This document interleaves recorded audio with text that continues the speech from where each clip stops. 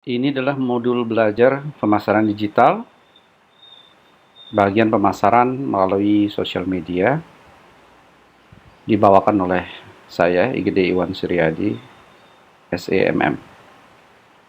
Nah, pada modul ini kita akan membahas bagaimana metode atau langkah-langkah melakukan pemasaran melalui sosial media. Baik, kita simak dulu penjelasan umum bagaimana kondisi Indonesia sebagai pasar digital untuk produk-produk maupun jasa yang ditawarkan. Per Januari 2020, Indonesia populasinya atau jumlah penduduknya mencapai 272,1 juta jiwa, ya, di mana dari 272,1 juta jiwa tersebut, pengguna handphone di Indonesia mencapai 338,2 juta atau 124% dari jumlah populasi. Artinya jumlah handphone yang dimiliki lebih banyak daripada jumlah penduduk Indonesia, ya. Kemudian pengguna internet di Indonesia juga lumayan, ya. Itu mencapai 64% dari jumlah penduduk, yaitu sebesar 175,4 juta pengguna, ya. Dari pengguna ini ternyata yang aktif menggunakan media sosial itu sebanyak 59% dari penduduk, ya, di angka 160 juta jiwa atau 160 juta user yang aktif di sosial media. Selanjutnya, per Januari 2020 juga berdasarkan Hotsuite, ya, platform sosial media yang digunakan yang populer itu banyak, ya. Yang pertama mencapai 88% itu digunakan adalah YouTube. Kemudian ada WhatsApp. Yang ketiga ada Facebook, yang keempat ada Instagram, ada Twitter, ada Line, FB Messenger, LinkedIn, Pinterest, WeChat, Snapchat, Skype, TikTok, Tumblr, Reddit, Sinawibo, ya. Jadi urutannya adalah ini, yang 4 besar ini proporsinya tinggi sekali, ya. Mencapai 88% sampai 79% pengguna Instagram. Selanjutnya, kalau dilihat dari penggunaan rata-rata harian orang Indonesia menggunakan sosial media di seluruh dunia, itu menduduki peringkat ke-4 terbesar atau terlama penggunaannya rata-rata di seluruh dunia. Setelah Nigeria, Brazil, Kolombia, dan Filipina. Di mana rata-rata dunianya hanya sebesar selama 2 menit 24 detik, ya, rata-ratanya. Sementara Indonesia itu di atas rata-ratanya, yaitu 3 menit 26 detik. Ya. Itu artinya penggunaan sosial media di Indonesia cukup tinggi dan peringkat ke-5 tertinggi di dunia. Ya. Baik, kita sekarang berkenalan dengan bagaimana pemasaran itu sendiri. Kenapa pemasaran mesti online? Nah, ini pertanyaan yang sangat simpel. Jawabannya sederhana juga. Yang pertama, dianggap modalnya yang relatif kecil, jadi modalnya tidak perlu secara fisik kita membuat toko misalkan, ya, atau mengandalkan modal cukup dengan media online dengan peralatan digital yang lainnya. Kemudian yang kedua, tidak memerlukan toko fisik. Nah, di sini investasi yang besar, ya. Kita nggak perlu punya toko fisik, kita bisa jualan, kita bisa pasarkan produknya secara online. Kemudian yang ketiga, bisa dilakukan di mana saja.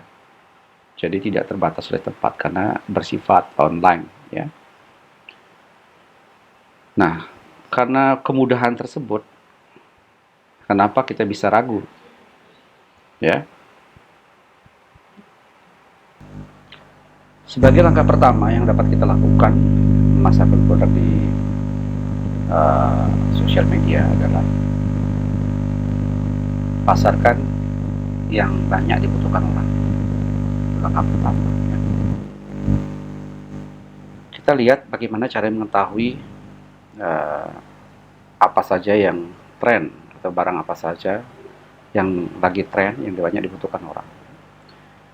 Banyak cara, salah satunya melihat hashtag ya, populer di Instagram dan Twitter misalkan ya, dengan aplikasi web di hashtag kify.me atau misalkan di web.instagram.com ataupun di media lain ya, kita bisa melihat hashtag populernya di sana.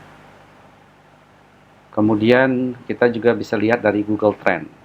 Nah, di Google Trend kita bisa melihat kata kunci tren produk atau barang mana yang pencarian lagi tren lagi dalam beberapa waktu ya, mulai dari minggu ini, bulan ini, 6 bulan, 1 tahun sampai 5 tahun, bahkan 12 tahun gitu ya. Selanjutnya kita bisa lihat juga di barang-barang favorit yang ada di marketplace di Facebook ya. Di situ ada barang favorit. Nah, di situ adalah barang-barang populer. Kemudian mungkin yang lain adalah browsing di Insta Stories. Jadi semacam browse panel di Instagram, bisa kita lihat yang paling muncul kita gunakan. Intinya adalah kita memasarkan barang yang banyak peminatnya ya. Dilihat dari tren barang yang ada dengan berbagai cara yang kita lakukan. Bagaimana caranya memasarkannya? Ada 2 cara. Yang pertama, menggunakan jaringan yang kita miliki. Ya, kita punya jaringan yang kita miliki, kita punya saluran distribusi dan seterusnya.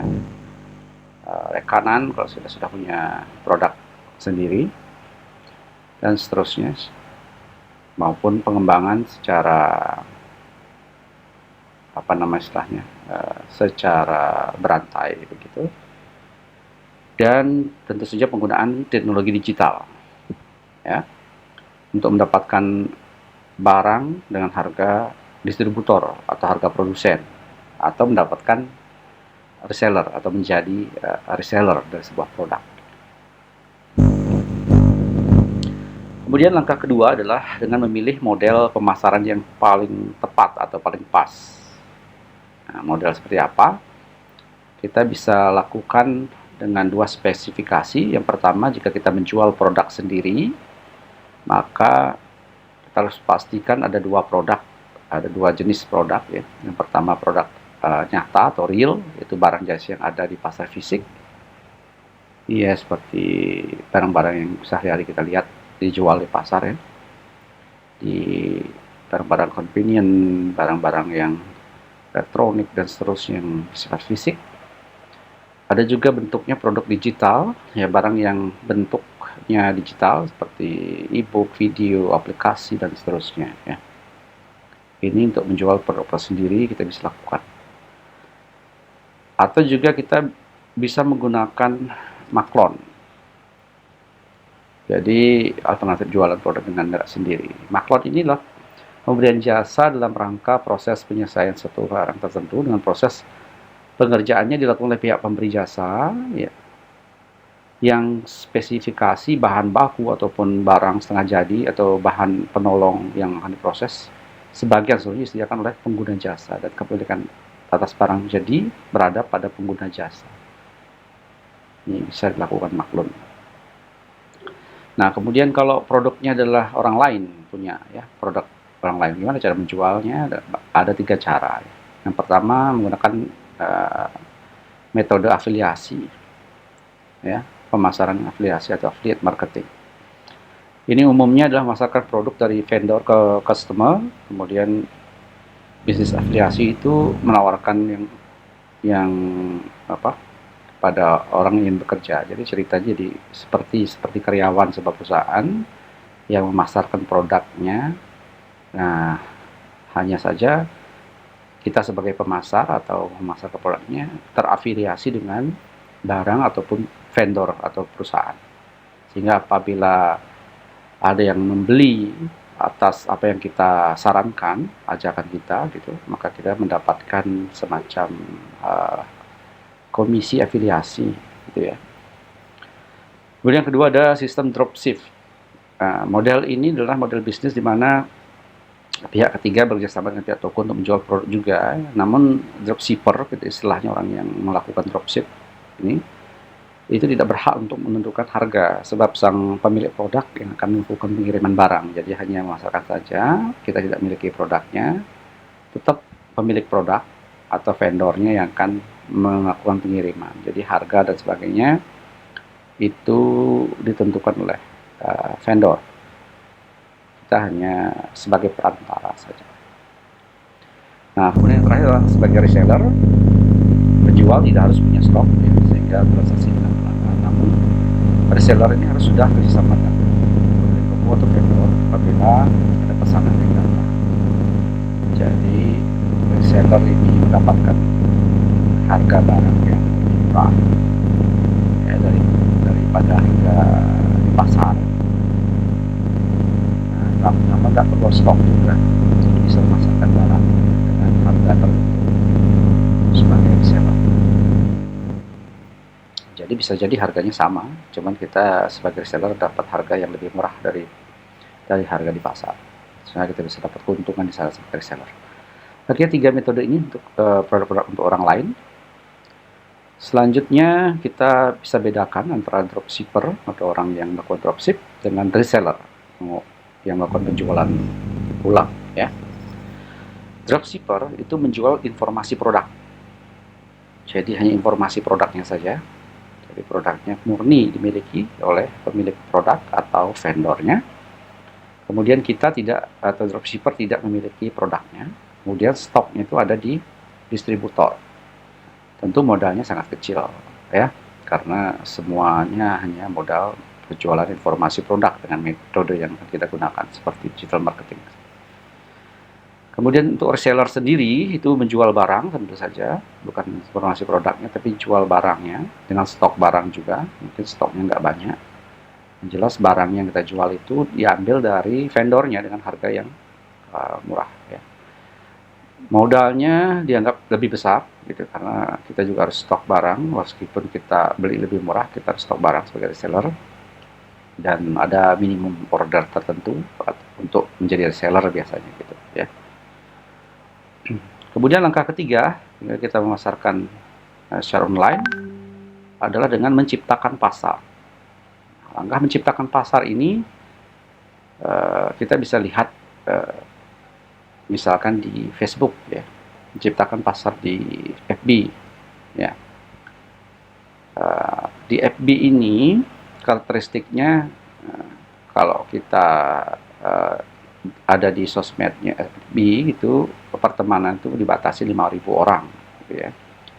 Kemudian jadi kita harus punya cara tersendiri dalam memasarkan produk di FB melalui marketplace. Yang pertama kita buat akun fans page-nya, kemudian kita bisa buat grup di Facebook. Kemudian isi page atau grup tersebut itu berupa tulisan berita informasi yang berkaitan dengan produk yang akan kita pasarkan ya. Kemudian kalau di Instagram bagaimana? Menciptakan pasar Instagram itu bisa kita lakukan dilihat ya, bahwa pasar Instagram sebenarnya followernya sendiri. Jadi follower Instagram adalah pasarnya. Caranya kita akan buat akun yang menarik follower. Yang pertama akun itu biasanya akun entertainment ya, akun informasi, akun berita, akun tutorial. Jadi bisa kita pilih yang mana. Kita buat akun seperti ini, ya tentu akun bisnis ya, akun baru, bukan akun pribadi kita. Contoh postingan untuk menyiapkan pasar, misalkan jualannya kita sepatu gitu ya, baju, kacamata, tas gitu, maka postingannya berisi tentang tempat wisata, kemudian informasi kuliner, kemudian gosip artis dan lain-lain yang berhubungan dengan produk kita gitu ya, jualan kita. Kemudian misalkan ini biro umroh, travel gitu, maka kita bicara tentang tempat wisata, kajian Islam kalau dia umroh gitu ya. Kemudian kalau jualannya spare part motor atau mobil misalkan, maka isi postingannya barangkali adalah info balapan mobil, modifikasi motor, touring, dan seterusnya. Jadi ini postingan-postingan kita siapkan untuk jualan kita. Contoh ya. Langkah keempat, kita bisa lakukan langsung proses penjualan maupun pemasaran ya. Jadi langkah umum yang dilakukan, yang pertama kita harus punya yang namanya akun dulu ya. Jadi minimal punya 2 akun, akun utama dan akun pendamping. Umumnya akun utama itu menggunakan extension .id ya, yang menunjukkan bahwa inilah Indonesia gitu ya, produk Indonesia. Misalkan sini bisnis.id sebagai contoh untuk Instagram. Isinya adalah informasi tentang produk ya. Kemudian akun pendamping ini bisa kita buatkan lagi dengan spesifikasi bahwa kata kunci tertentu. Misalkan warung Bali Made Bali gitu, misalkan. Ini kata kunci, bisa kita gunakan sebuah akun baru pendukung daripada akun utamanya. Ya. Jadi kita bisa buat banyak pendamping ini. Jadi misalkan setiap kota kita buat akunnya, isi dengan repost ya, repost dari akun utama dan informasi lokal yang ada di masing-masing kota misalkan. Jadi ini bisa kita lakukan berulang-ulang sehingga kita bisa membackup akun utama jualan kita dan bisa juga melakukan penetrasi jualan melalui akun-akun yang pendamping. Selanjutnya kalau postingan kita lihat juga kualitas fotonya. Jadi kalau Instagram itu sudah ada standar kualitas foto. Misalkan untuk feed di Instagram kita gunakan square, yaitu 1080 kali 1080 pixel, ya, bentuk square ya, kotak ya. Kemudian untuk landscape di 108/566 untuk landscape ya. Ini artinya di 19:6. Kemudian ada mode portrait ya, 3x4 atau 4x6.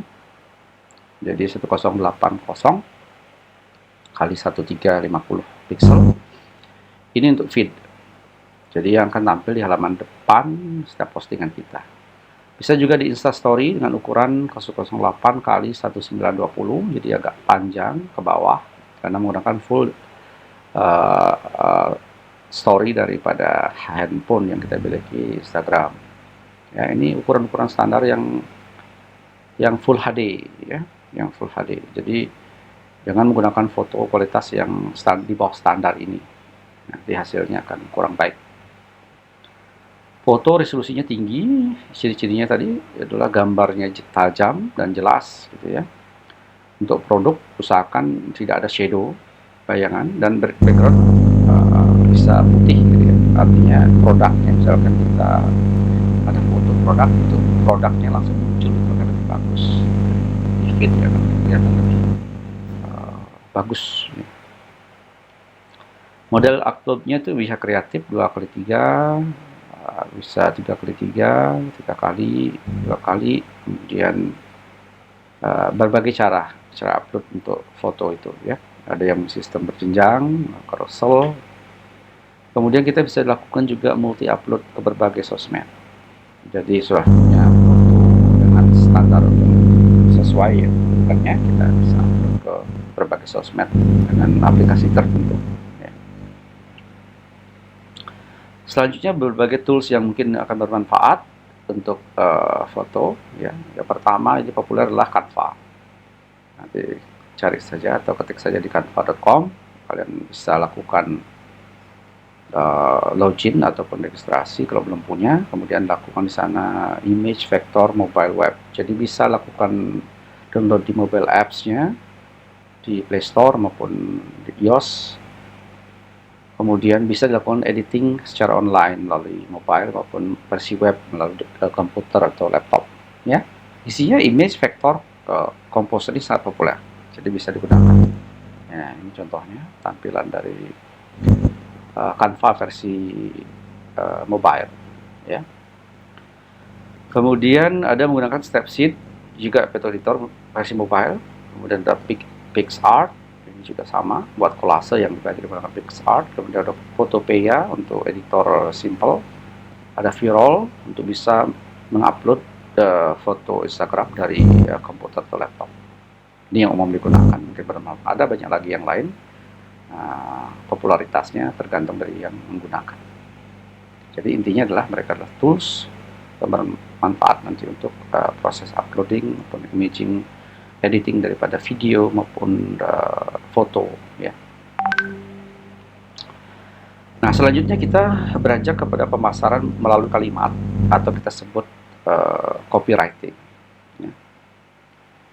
Nah, dalam copywriting kita merangkai kata-kata yang memenuhi unsur-unsur kaidah supaya orang setelah membaca tertarik, kemudian kita melakukan penetrasi sehingga orang mau, ya, memutuskan untuk membeli produk kita. Yang pertama kita harus tunjukkan masalah yang dihadapi, problem. Apa masalahnya kita harus identifikasi, kemudian kita tuliskan. Kemudian tunjukkan nama produk dan fungsinya. Misalkan nama produknya alat-alat kecantikan, misalkan fungsinya apa, misalkan lipstick, gitu ya. Kemudian fungsinya apa, itu dijelaskan. Cuma sebelumnya masalahnya harus ditunjukkan. Ya. Selanjutnya melakukan agitasi, yaitu mempertajam masalah sehingga terkesan masalah itu scary, menakutkan, sehingga perlu nanti akan ada solusi untuk itu, ya. Jadi solusi diberikan dari permasalahan yang kita sudah dramatisir seperti itu, sehingga kesannya produk kita ini menjadi solusi, ya. Sehingga di ujung-ujungnya kita akan melakukan yang namanya call to action atau mengajak mereka untuk closing jualan. Jadi silahkan membeli dan seterusnya. Bahkan kita bisa lakukan tambahan, memberikan bonus, misalkan. Setelah jika Anda beli, misalkan kita bisa berikan bonus berupa apa, pada produk tambahan atau berupa produk yang lain, atau bahkan mungkin diskon dan seterusnya. Itu konsep untuk copywriting. Jadi contohnya bisa seperti ini, ya. Contohnya, waktu Anda sangat berharga ini melakukan apa Anda depan, karena kesibukan yang baik di sekolah, kuliah, pun bekerja, seringkali Anda tidak sempat pergi hanya untuk makan siang. Nah, ini problem, ya, problem. Dengan kondisi seperti ini, di mana mungkin Anda mempunyai waktu yang untuk pergi belajar ke lembaga kursus, jadi mana mungkin bisa belajar ke lembaga kursus. Jadi sangat diagitasi, dipertajam masalah. Kemudian diberikan solusi. Padahal sebentar lagi pemerintah akan membuka lowongan CPNS, misalkan. Dan Anda pasti sudah tahu salah satu syaratnya adalah memiliki sertifikat kompetensi. Nah, ini solusi, ya.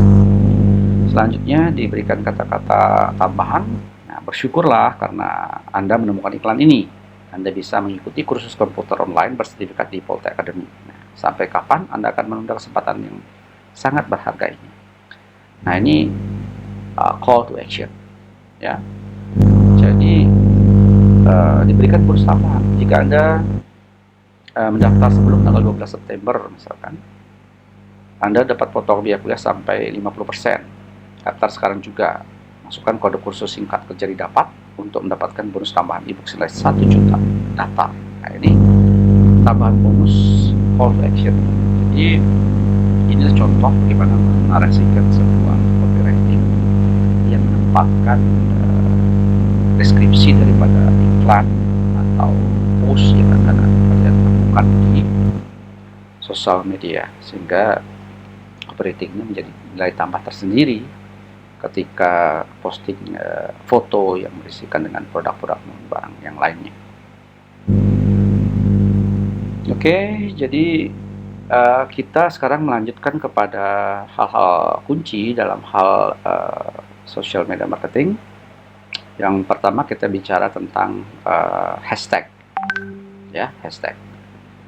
Hashtag ini jadi sangat penting karena hashtag mencerminkan popularitas atau kata kunci pencarian dari sebuah produk yang dilakukan oleh pasar atau orang-orang yang mencari produk, ya.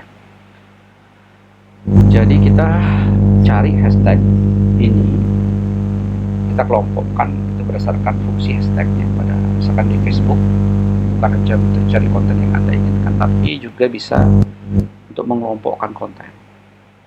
Ya, jadi bukan mencari mengelompokkan konten. Misalkan kita konten marketing, oh ini hashtag di marketing, kita bisa tahu bahwa konten yang berbau marketing itu sekian post, jadi marketing 101 sekian post, atau marketing digital sekian post, itu bisa terlihat ya. Kemudian hashtag kita bisa dilakukan juga pencarian konten yang diinginkan. Jadi fungsi hashtag selanjutnya adalah untuk mencari konten yang diinginkan. Dengan hashtag kita bisa melakukan pencarian. Tentu saja konten yang didapatlah konten yang di-share.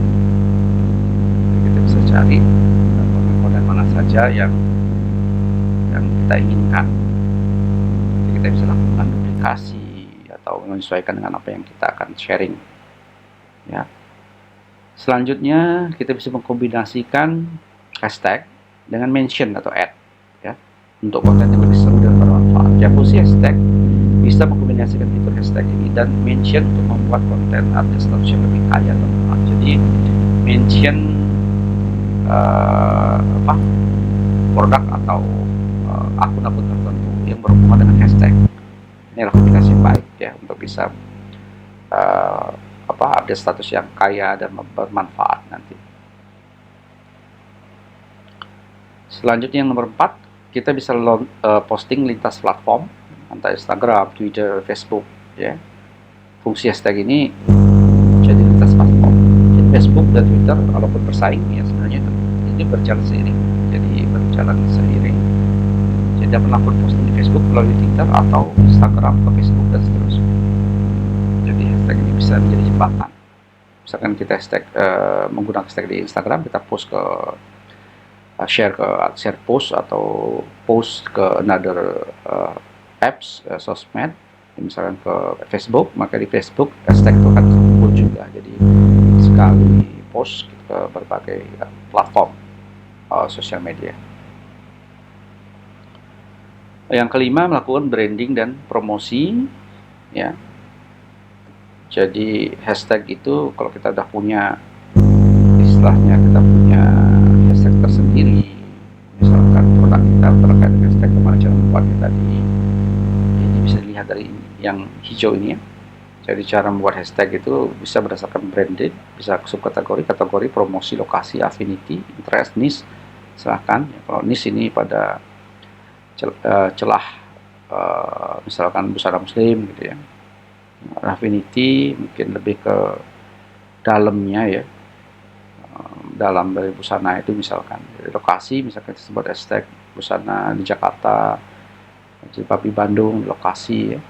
Dia berdasarkan promosi hashtagnya misalkan jilbab murah, hijab murah dan seterusnya.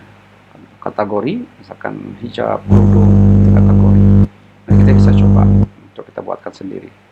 Ini cara buat hashtag, sekaligus nanti akan menjadi branding maupun promosi kita di medsos. Selanjutnya kita akan membuat yang namanya konten kreatif. Ya. Yang pertama kita akan buat quiz. Nah, quiz mampu mendatangkan interaksi dengan follower. Ya, bentuk contohnya quiz seperti ini ya.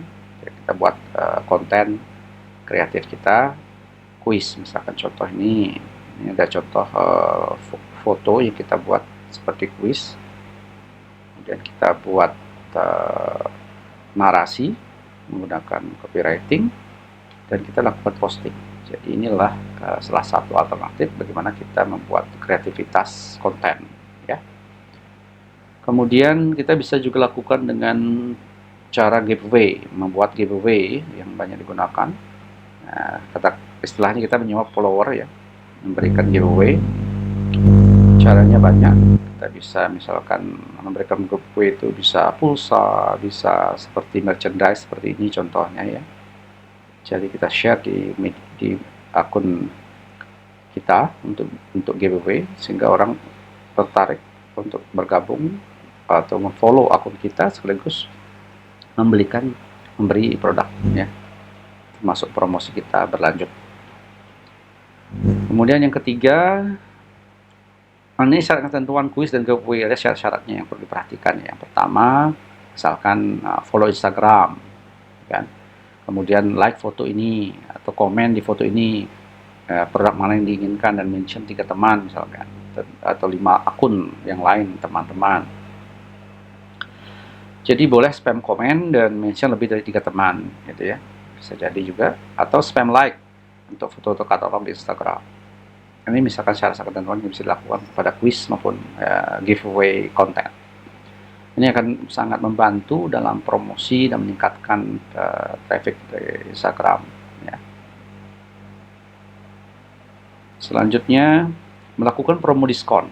Jadi kita bisa juga berikan promo diskon dengan membuat gambar diskon untuk produk kita dan buat promosinya seperti apa. Kita bisa lakukan ini untuk memasarkan kreativitasnya. Jadi konten kreativitasnya selain quiz dan giveaway, kita juga bisa lakukan promo diskon. Yang keempat, kita bisa lakukan konten daily sharing, ya, berbagi informasi yang bermanfaat setiap hari, misalkan semacam artikel kecil yang kita kemas dalam bentuk foto, kemudian ada artikel kecilnya narasi yang sesuatu yang bermanfaat, yang berhubungan dengan produknya kita atau niche kita. Jadi hal-hal yang berhubungan dengan manfaat untuk audiens. Selanjutnya kita bisa sekali waktu memberikan quotes atau kata-kata bijak yang bikin meleleh gitu ya, yang bikin hati audiensnya ikut ya, merasakan. Misalkan handphone aja udah ada yang tahan banting, dimana kita bisa sudah waktunya kita jadi tahan banting. Misalkan ini sebuah kata bijak atau quotes ya, untuk membuat konten kita menjadi kreatif, tidak melulu jualan gitu. Jadi kita bisa variasikan dengan ini, yaitu quotes, kata-kata bijak. Selanjutnya kita juga bisa posting bukti transaksi atau testimoni ya, barang-barang yang sudah terkirim atau testimoni dari orang yang dari pembeli kita ya, dengan kemasan yang menarik sehingga orang lebih percaya atau audiens lebih percaya dengan produk kita memang benar-benar nyata bahwa laku dan banyak yang sudah membeli gitu ya. Ini bisa kita lakukan menjadi salah satu konten yang kreatif. Seseorang itu lebih percaya pada omongan orang lain. Ini konsep yang perlu kita ingat dan percayai untuk konten di sosial media pemasaran. Ya. Sehingga bagaimana cara meyakinkan orang untuk membeli itu menjadi penting sekali. Jadi yang paling umum digunakan adalah meyakinkan kembali dengan membuat testimoni berbentuk video. Itu luar biasa. Jadi kita bisa minta audiens testimoni yang berbentuk video dan kita bisa repost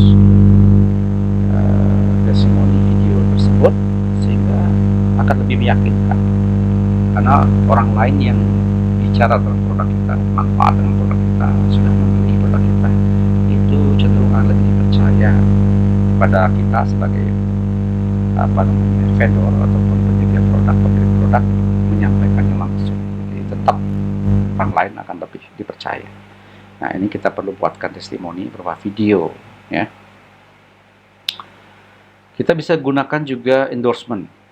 Jadi menggunakan orang lain yang tentu saja endorsement kita harus kriteriakan, misalkan cari influencer yang akan memberikan endorsement itu yang followernya ya, kira-kira di atas 10.000 ya, dan aktif gitu.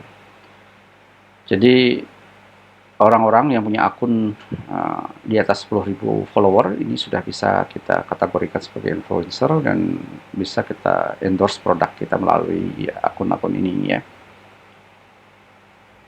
Ini akan sangat membantu ya, meskipun ini ada biaya untuk sekali endorsement tergantung dari jumlah follower yang dimiliki oleh akun-akun tersebut ya. Itu ada konversinya tersendiri.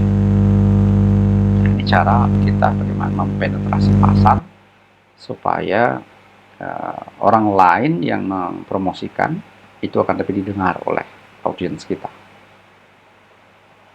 Selanjutnya nomor 7 adalah event. Jadi kita bisa melakukan hal-hal berhubungan dengan event tertentu. Ada hari-hari raya misalkan ya, kita buat postingan yang berhubungan dengan hari-hari, ada event-event tertentu yang bagus. Kemudian di situ kita bisa tunjukkan diskon misalkan, tunjukkan promo-promo kita, produknya.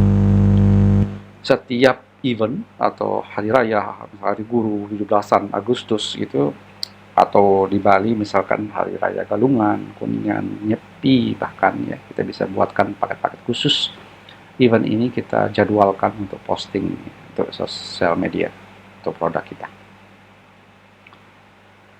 Selanjutnya kita bisa melakukan kreativitas konten dengan memposting yang namanya grid feed. Grid feed itu semacam foto yang besar kita pecah menjadi beberapa. Kalau kita lihat halaman kita atau halaman toko itu terlihat penuh, tapi bisa juga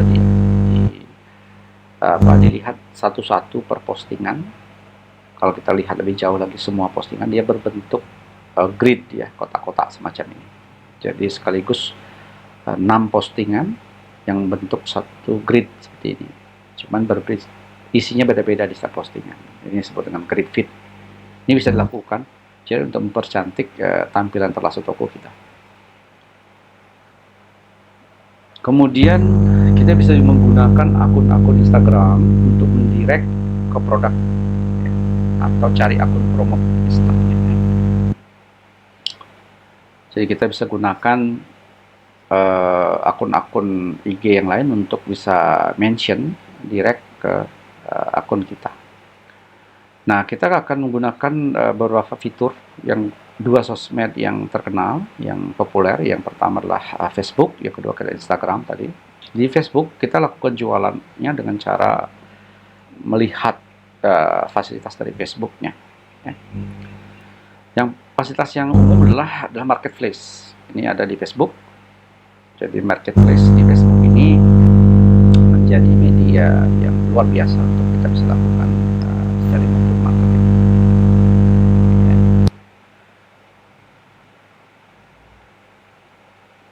Apa sih isinya? Isinya tentu saja adalah katalog-katalog produk yang sekarang sudah berkembang sekali. Ini sebagai contoh saja. Sekarang sudah sangat berkembang marketplace-nya.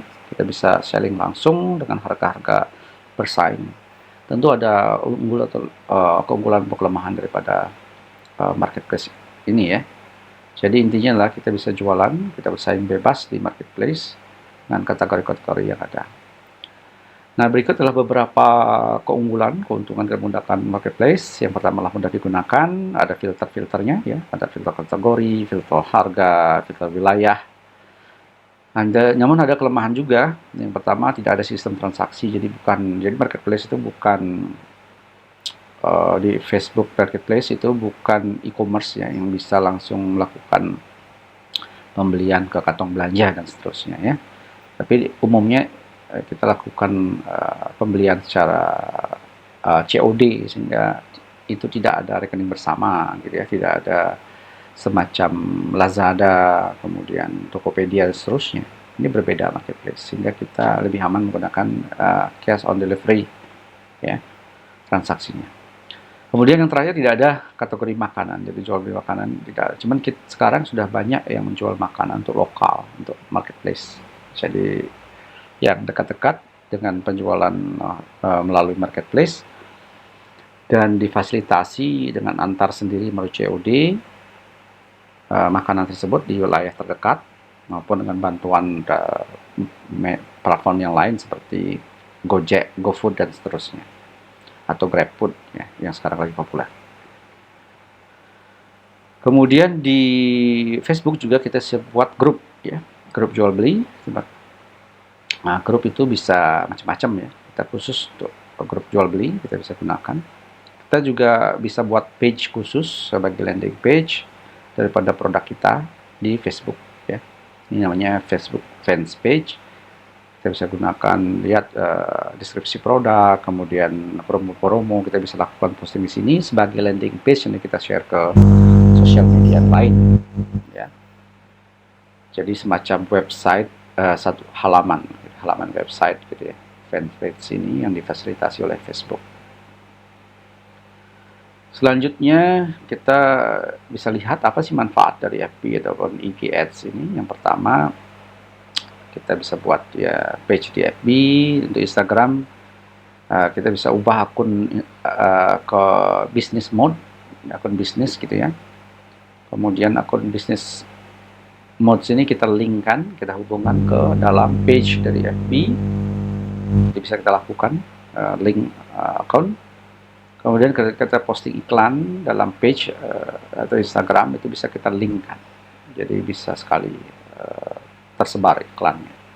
Jadi ini konektivitasnya sangat bagus. Tinggal klik tombol boost post, kemudian kita lihatkan anggaran iklan dan seterusnya. Jadi secara spesifik kita gunakan latihan untuk bagaimana beriklan dengan menggunakan IG FB Ads yang berbayar ya. Jadi beberapa contoh, ini contoh post iklan yang bisa dilakukan dari Instagram page ke Instagram bisnis, kemudian kita post linkkan ke Facebook page kita.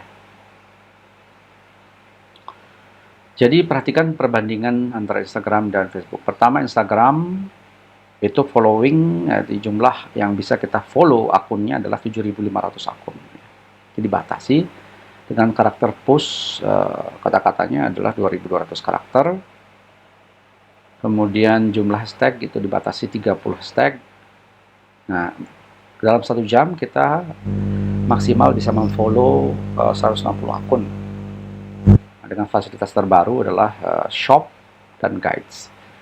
Nah, ini fasilitas terbaru dari Instagram. Kita bisa berjualan langsung menggunakan fasilitas shop maupun guides dari Instagram. Sedangkan di Facebook, jumlah pertemanan dibatasi 5.000 orang atau akun. Facebook punya fasilitas tadi, groups, fanpage, dan marketplace. Nah, ini perbandingan perlu diperhatikan. Jadi kita bisa lihat ya, apa manfaat dari IG maupun Facebook dalam hal marketing. Kita lanjutkan langkah-langkah pemasaran yang kelima, yaitu gunakan marketplace ini untuk bertransaksi. Nah, sekarang marketplace kita gunakan untuk bertransaksi. Jadi pilih salah satu marketplace saja untuk awal, kemudian pastikan semua transaksi melalui marketplace meskipun cash on delivery. Jadi fokus di sana transaksinya. Jadi ada fasilitas chatting, ada fasilitas tanya jawab maupun promo, kemudian produk-produk baru, diskon dan seterusnya itu dilakukan di marketplace. Meskipun transaksi pembayaran itu bisa melakukan melalui COD. Jadi semakin banyak transaksi yang kita lakukan di marketplace, maka rating itu kan semakin baik. Maka untuk promosi ini luar biasa bagus ya. Langkah ke-6, kita bisa mengembangkan pemasaran melalui website. Nah, ini langkah selanjutnya nanti setelah modul sosial media ini. Jadi langkah-langkah sosial media yang kita lakukan. Untuk modul berikutnya nanti kita akan bahas tentang pemasaran melalui website. Ini contoh bagaimana hashtag tadi ya dibuat. Misalnya kalau kita membuat untuk hashtag kursus ya, kita interest, misalkan kursus adalah sebuah niche. Kemudian affinity itu bagian dari khusus, misalkan pelatihan, workshop gitu ya, hashtagnya. Kemudian ya hashtag menunjukkan lokasi, misalkan kursus komputer Parabumulih, khusus komputer Denpasar, khusus komputer Bali. Misalkan. Kemudian promosi, misalkan paket kursus, ya penjualan kursus dan seterusnya. Kategori, misalkan desain grafis, komputer grafis, misalkan video kreasi dan seterusnya. Ini kategori. Kemudian subkategori, di dalam desain grafis ada CorelDRAW, Photoshop, ini subkategori untuk hashtag ya. Atau langsung brandednya, kalau misalkan tadi ada LKP Media, kita punya Polte Academy dan seterusnya, ini adalah branded. Ini bisa menggunakan model yang ini ya. Cara untuk membuat hashtag kita pilih. Kalau kita mau promosi, gunakan hashtag yang ini. Kalau kita mau masuk ke kategori, kita gunakan hashtag kategori. Ya, untuk branded kita nama brand yang kita masukkan sebagai hashtagnya. Baik, itu dia modul Social Media Marketing, bagian dari mata kuliah Digital Marketing. Sampai jumpa lagi pada modul berikutnya. Terima kasih.